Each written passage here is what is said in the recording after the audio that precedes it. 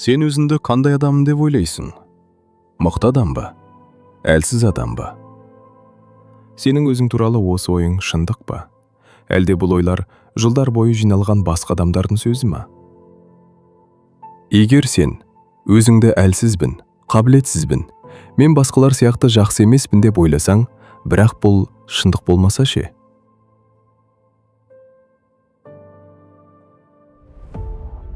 Өйткені көп адамдар өмір бойы өздерін шынайы көрмейді. Олар өздерін өткен қателік арқылы, біреудің сөзі арқылы көреді, және уақыт өте келе өздері сол ойларға сеніп кетеді. Сен айнаға қарағанда өзіңді көріп тұрмын деп ойлайсың, бірақ шын мәнінде көп жағдайда сен өзіңді емес, өзің туралы ойынды көресің. Өйткені адамның өзін қалай қабылдайтыны оның өмірін өзгертеді.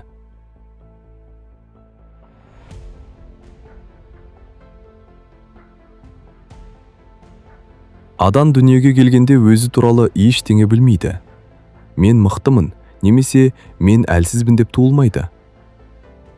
Бала кішкентай кезінде өзін басқалардың реакциясы арқылы тани бастайды.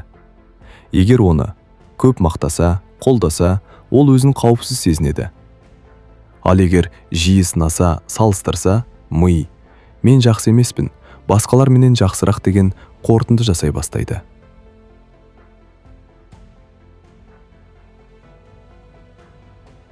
Адамдар өмір бойы өздері туралы бір образды ұстап жүреді.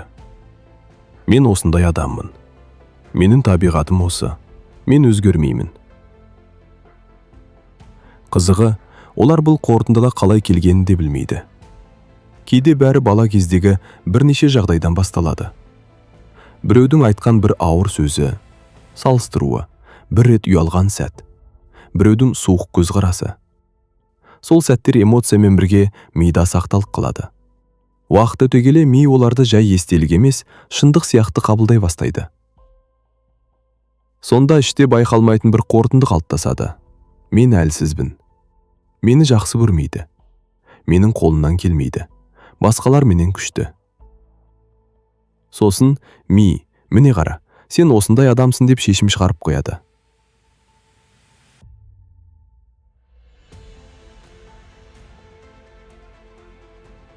Ең қызығы, адам кейін осы ойлармен ұзақ өмір сүреді. Тіпті оларды өз мінезі сияқты көре бастайды. Ал шын мәнінде көп нәрсе бірнеше ауыр тәжірибеден кейін мидың жасап алған образы ғана.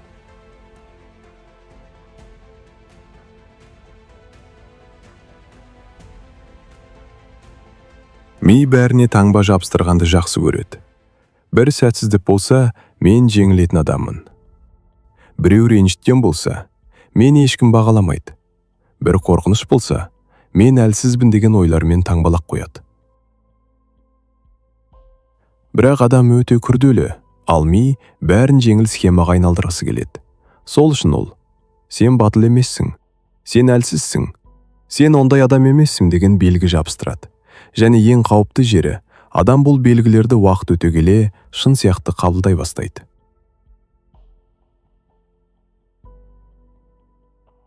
Ми кейде бір сәттік эмоциядан өмірлік қорытынды жасап жібереді. Мысалы, сен бір кезде қорқсаң, бірақ бұл сенің қорқақ екеніңді білдірмейді. Сен шаршасаң, бірақ бұл сенің жалқау екеніңді білдірмейді. Көп адамдар өздерін объективті көре алмайды. Олар өздерін көбіне тек негатив арқылы бағалайды. Өйткені ми негативті күштірек есте сақтайды. Сол үшін адам 100 жақсы нәрсені ұмытып, бір жаман нәрсеге байланып қалады.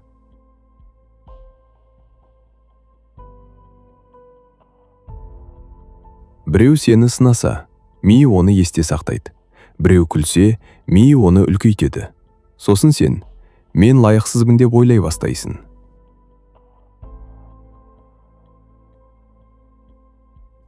Көп адамдар өздерін ешқашан шынайы танымаған. Олар қорқынышын мінезін деп ойлайды, жарасын өзін деп ойлайды, сенімсіздігін болмысым деп ойлайды. Бірақ бұл өмір бойы жиналған программалар болуы мүмкін. Бір күні адам өзіне сұрақ қою керек. Бұл шынымен менің ойым ба? Әлде бұл біреудің сөзі ме, немесе өткен тәжірибе ме? Өйткені кейде адамның ең үлкен түрмесі өзінің ойы болуы мүмкін.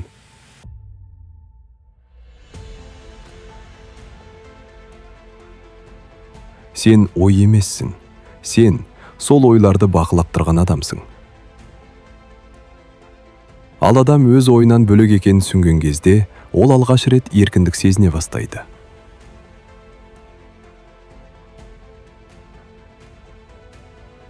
Неліктен адамға өзгеру қиын? Өйткені жаңа өмір жаңа әдетті талап етеді, ал ми ескі әдеттен айырылудан қорқады. Тіпті ол әдет сені қинап, бақытсыз етіп тұрса да, ми оны ұстап қалғысы келеді. Сол үшін кей адамдар жаңа өмір бастай алмайды, өзгерістен қорқады. Өйткені ішінде бұл мен емес деген сезім тұрады.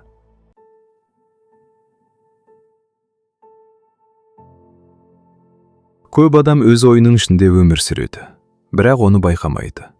Ой келеді, адам бірден сол ойға сенеді. Ми саған болмайды десе, адам тоқтайды. Басқалар жақсырақ десе, адам өзін төмендетеді.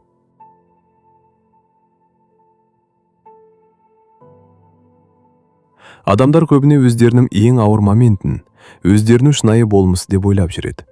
Бірақ ойлап қара, егер адам жаңбырдың астында тұрса, ол бүкіл әлем жаңбыр деп ойлауы мүмкін. Сол сияқты, адам ауыр кезеңде жүргенде өз өмірін толық қараңғы сияқты сезінеді. Бірақ эмоция әрқашан объективті шындық емес. Кейде сенің миың шаршаған кезде бәрін негатив көреді. Қорыққан кезде болашақты қауіпті етіп көрсетеді. Кейде сенің миың өткен жараны ұстап тұрғанда саған сен өзгермейсің деп сыбырлайды.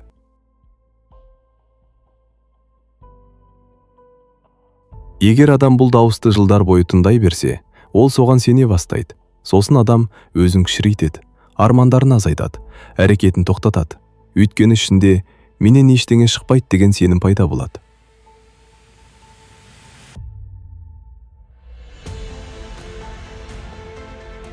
Сенің басына келген әр ой сен емес, кейбірі тек ескі программа.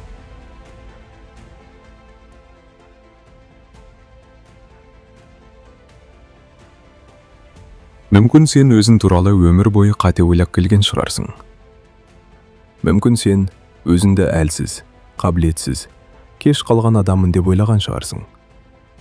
Бірақ бұл сен емес болуы мүмкін.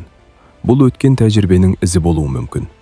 Өйткені кей адамдардың проблемасы қабілетсіздік емес, олар өздерін ескі жара арқылы көріп қалуында. Ал адам өзін жаңа көзбен көре бастаған кезде, оның әрекеті, сенімі, өмірге қарауы да өзгереді.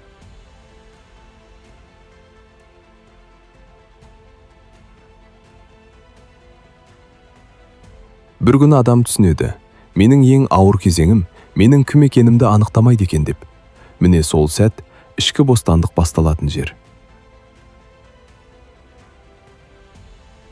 Сенің қателіктерің сенің өзің емес, сенің қорқынышың сенің болмысың емес. Сенің өткенің сенің болашағыңды жазып қойған үкім емес. Өткенде құлағаның, қателескенің, адасқаның сен жаман адамсың дегенді білдірмейді. Және бұл сен ешқашан өзгермейсің дегенді де білдірмейді. Егер сен де өзіңді ескі ойлар арқылы бағалап жүргеніңді түсінсең, комментарийге 2 деп жаз. Егер бұл видеода өзіңді көрсең, пікіріңді жаз.